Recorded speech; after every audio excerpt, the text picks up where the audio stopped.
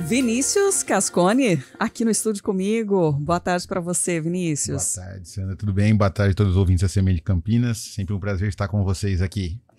Hoje a gente vai trazer orientações a respeito do trabalho para menores de idade, né? Aquele trabalho que é considerado para jovem aprendiz ou para quem está estagiando, mas que não infringe regras ou se enquadra, por exemplo, no trabalho infantil. E por que a gente está trazendo essa temática? O Ministério Público do Trabalho apontou que o trabalho infantil cresceu no país como um todo, em algumas cidades aqui da região, reforçando isso. Existe um trabalho de orientação também, porque às vezes se misturam aí o entendimento de fazer com que crianças, adolescentes possam ajudar, né, nas tarefas até do lar, de casa, ou complementar a renda da família, né? Então, a gente deixa esse espaço para trazer essa orientação. Tá ótimo. Então, na verdade, a questão do trabalho dos menores, né, ela está prevista, né, na legislação, e realmente você entender o que é menor, o que a lei permite, né, a quem supostamente fazer um trabalho de aprendizagem. Importante deixar claro. Então, considera-se o menor, nesse caso, aquele que tem entre 16 e 18 anos. Então, essa é a criança, adolescente, que realmente pode trabalhar desde que cumpra alguns requisitos. Qual que é o primeiro requisito importante? Não afetar a educação dessa criança, desse adolescente. Então, a prioridade é o estudo, né? Então, uma das premissas que estão previstas na Constituição Federal é que o direito à educação é um direito de todos. Então, é claro que toda a sociedade, e aí vale tanto para o poder público quanto também para a iniciativa privada, tem que se atentar a esse princípio fundamental de nosso país, que é a garantia da educação. Então, primeira coisa, não pode afetar o horário de aula desse aluno. Então, se tiver qualquer tipo de trabalho que afete o horário de estudo desse adolescente, ele já não vale. Não pode ser feito. Nenhum tipo de contrato pode ser firmado nesses termos. Fala, então vamos mudar da manhã, período matutino, período noturno. Não pode ser feito. Então já há uma violação clara aí do direito fundamental à educação desse estudante, certo? A segunda questão, que entre 16 e 18 anos também tem que ter um contrato por escrito. Não pode ser aquele chamado contrato de boca que as pessoas falam popularmente, né? Então não pode ser simplesmente assim, tem que ter por escrito, estabelecendo quais são as regras e mais, estabelecendo uma jornada máxima de 6 horas. Então não pode ter uma jornada acima de 6. Eventualmente pode acontecer algum tipo de hora extra? Sim, eventualmente, não pode ser uma rotina. Se eventualmente acontecer isso, é justamente porque está sendo um trabalho de aprendizagem. Então, realmente tem que ficar caracterizado que ele precisou ficar mais ali no trabalho para continuar seu processo de aprendizagem. Mas isso é a exceção e não a regra. É importante deixar claro isso. E uma terceira questão importantíssima. Esse estudante, esse menor, não pode estar exposto a qualquer trabalho degradante, qualquer trabalho que gere algum risco, tanto na saúde, né, como na vida da pessoa. Então, esse adolescente ele não pode estar exposto a essas situações. Então, se o ambiente é insalubre ou perigoso, esse empregado não pode, esse estudante, adolescente não pode trabalhar. Então, essas são as regras básicas aí. Bom, aí tem uma outra questão importante, que é aquele que é menor de 16 anos, que tem 15 anos, por exemplo. 15 anos tem alguma exceção? Aí é o estágio, né? Na verdade, é um estágio que aí você também tem esse caráter de aprendizagem que ainda não tem qualquer relação com o contrato de trabalho do menor. Por mais que seja por escrito, é importante dizer que estágio não é trabalho.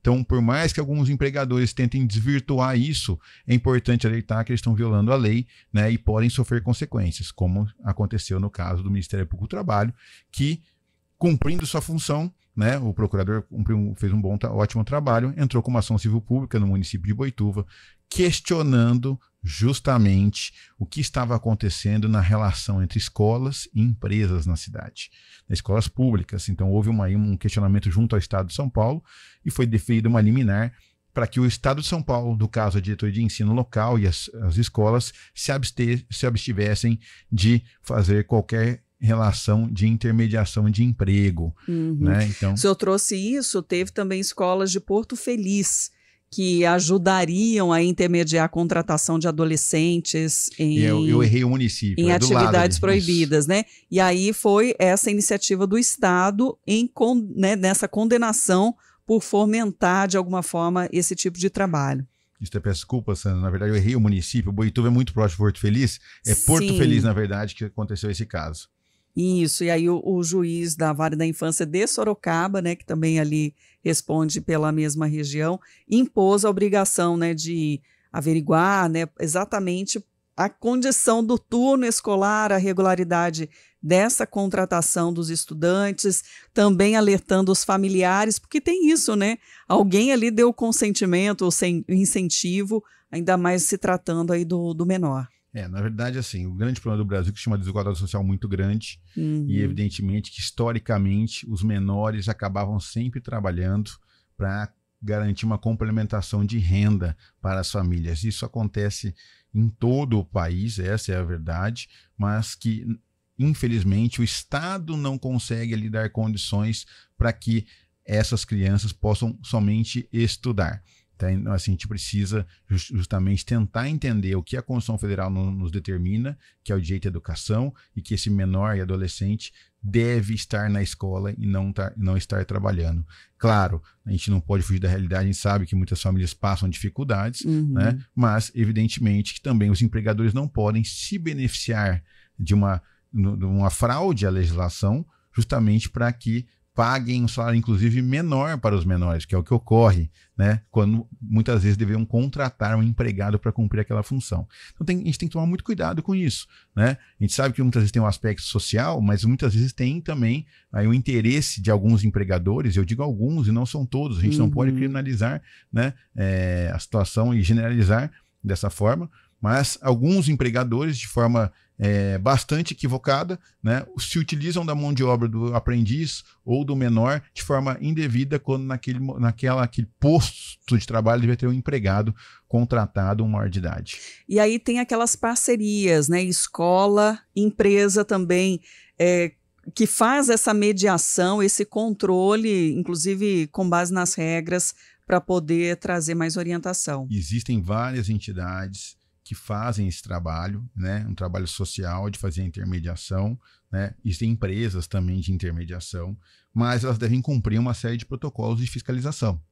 Então, claro, que o empregador que queira fazer um convênio com essas entidades para absorver esse aprendiz, esse trabalho do menor específico que seria a aprendizagem, evidentemente que deve observar o que diz a lei, né? Então, tudo aquilo que eu coloquei no início aqui, justamente ter um contrato de trabalho assinado, não alterar o horário escolar e garantir ainda um trabalho seguro, que não seja algo que nociva a saúde e a vida desses menores, aí sim, realmente, pode-se formar esse tipo de convênio.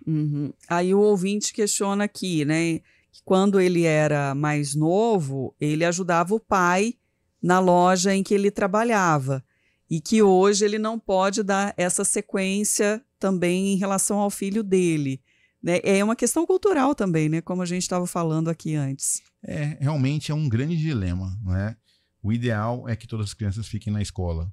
O ideal é que a gente tenha condições para toda a família ter condição, ou seja, do pai ou da mãe, ou no caso, às vezes a gente sabe que tem famílias apenas com a mãe ou o pai que estão presentes, que tenham condições econômicas de sustentarem seus filhos, que tenham um salário digno, um emprego digno, que justamente essa criança possa ir para a escola.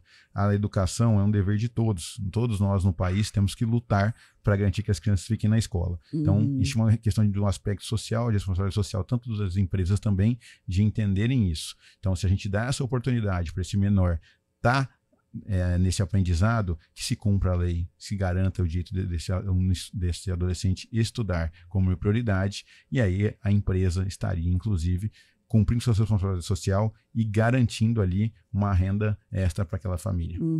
Em relação à questão do estágio, ainda ficou dúvida aqui para o ouvinte. Essa modalidade de estágio é só entre 14 e 16 anos?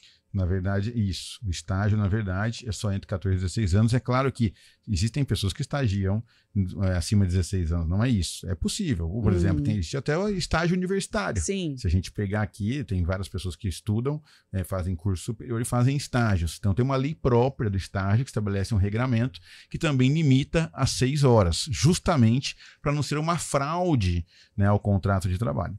Então, realmente, entre 14 e 16 anos, no caso do menor, ou até o do 14 aos 18 também é possível, não é, até os 18 anos também é possível estabelecer essa modalidade de estágio, desde que sejam justamente apenas para a aprendizagem. Quem pretende colocar na sua empresa, enfim, um jovem, o melhor caminho é buscar essas empresas que já são parceiras das escolas? A melhor coisa sempre é buscar aquelas intermediadoras que realmente têm um histórico, né, de cumprir a lei, de fazer um processo de fiscalização, de orientação, né? Então, eu sugiro aos empregadores sempre ter esse olhar para pesquisarem quem é esse intermediador, qual é o histórico dele, o que realmente essa entidade tem de prática, boas práticas e de cumprimento da lei ao longo da história. Isso é facilmente de se verificar, basta ver aí, você dá um Google. Hoje a internet nos leva rapidamente a identificar algumas situações, então o que eu sugiro aos empregadores é sempre pesquisar se essas entidades cumprem ou não os protocolos previstos em lei. Aí tem em relação ao protocolo de risco, né? O que hoje pode se confundir, o que é o risco para esse menor? Tem alguma situação? Então, eu coloco como primeira situação mais fácil da gente verificar se naquele ambiente ele é insalubre ou perigoso. Então é a primeira questão importante. Se aquele ambiente, se os trabalhadores que estão naquele entorno no ambiente, junto com o aprendiz, recebem um adicional de insalubridade, um adicional de periculosidade, o menor já não pode estar ali. Então é a primeira coisa mais fácil de a gente observar. E é claro que você vê, é um ambiente hospitalar, é um ambiente prejudicial à saúde, né, das pessoas. Então, evidentemente, que um adolescente não pode trabalhar dentro do ambiente hospitalar. Então, são atividades, justamente, ou no escritório, ou numa indústria, sim, mas desde que não seja exposto a uma produção. Então, tem atividades administrativas ali que vai ter, né? Então, o menor sempre vai ter que ter essa atenção, né? Justamente de olhar se aquele ambiente é insalubre ou perigoso. Para mim já é os dois primeiros pontos mais fáceis de você observar se é possível ou não exercer o trabalho naquela atividade. Vinícius Cascone, obrigada por trazer mais essa orientação aqui para os nossos ouvintes, sempre o espaço aberto, né, para trazer esclarecimentos e também deixando aberto aqui para os ouvintes que tenham dúvidas, que possam mandar para a gente poder responder em novas oportunidades. E eu que agradeço, né, agradeço a CBN Campinas, a própria CBN, e fico à disposição. Obrigada e até a próxima. Tchau.